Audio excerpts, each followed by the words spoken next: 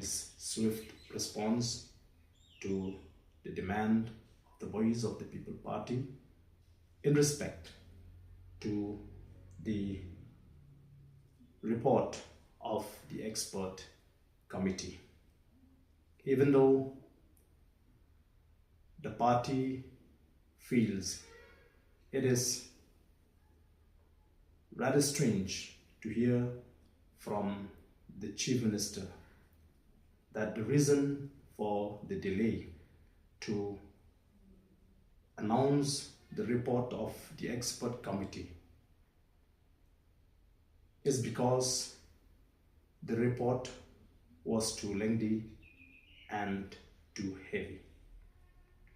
This is the first time that we have come across this kind of an excuse. Perhaps the NPP-led government determines the quality and effectiveness of a policy by the length and the weight of the policy document.